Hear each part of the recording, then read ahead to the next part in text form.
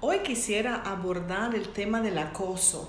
Podemos pensar que el acoso afecta solo a quienes hieren verbalmente o amenazan constantemente a otros.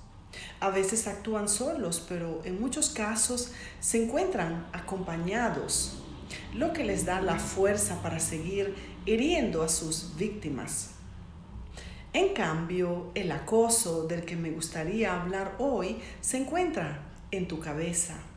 Y es una práctica psicológica que se ejerce sobre uno mismo a través de pensamientos, palabras y comportamientos negativos y repetitivos. En la práctica es como si la persona fuera acosadora y víctima al mismo tiempo. Esto se manifiesta lentamente hasta que se arraiga en la mente e incluye la autocompasión. La persona se juzga severamente y se culpa de todo.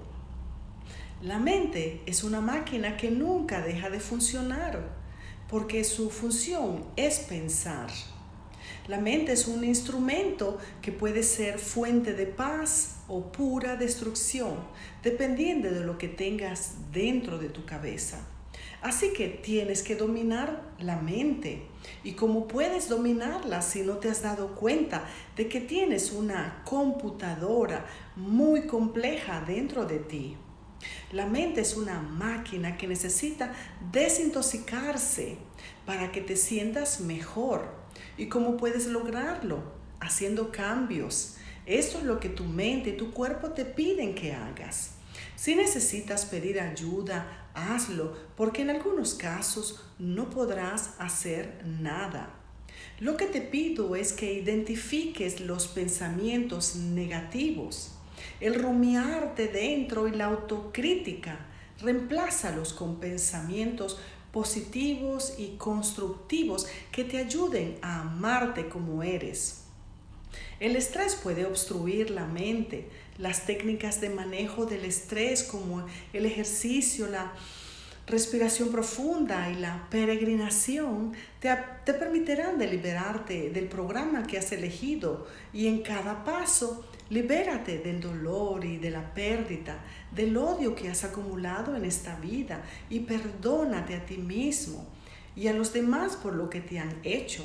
Concéntrate en el presente, crea y construye para el futuro y mantén tu mente ocupada construyendo y ayudando a quienes ya no pueden hacerlo.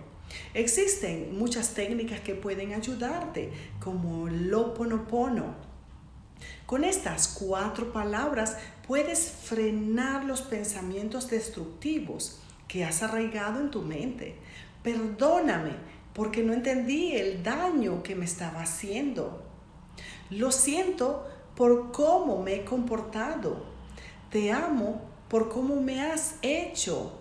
Gracias porque soy una persona sana y tengo todo lo que necesito para trabajar y ganarme la vida. Un decreto es una palabra llena de significado, alegría y puro entusiasmo. Es el poder de una palabra que libera automáticamente la mente, reemplazando sinónimos destructivos capaces de destruirnos. Inserta estos decretos en tu mente. Yo soy la fuerza dentro de mí. Yo soy amor y me amo. Yo soy el capitán de mi mente. Quiero poder decidir quién quiero ser. El autoacoso puede provocar depresión, ansiedad, trastornos del sueño, anorexia y autolesiones. La persona tendrá dificultades en sus relaciones. La baja autoestima puede dificultar la creación y el mantenimiento de relaciones positivas. ¿Cómo poder abordar el autoacoso? Reconociendo el problema. Es uno de los primeros pasos que debes dar. Desarrolla la autocompasión. Es tan difícil tratarse con amabilidad y aceptación. Trátate como tratarías a un buen amigo. Busca ayuda profesional con un psicólogo, un psicoterapeuta y puede ayudarte a comprender las causas del autoacoso y a desarrollar estrategias para abordarlo. El autoacoso es un fenómeno perjudicial que puede tener un impacto significativo en la vida de quienes lo padecen. Reconocerlo y abordarlo es esencial para mejorar el bienestar psicológico y la calidad de vida de quien lo padece. Espero que esta información te sea útil en este momento. Gracias por tu atención. Nos vemos a la próxima.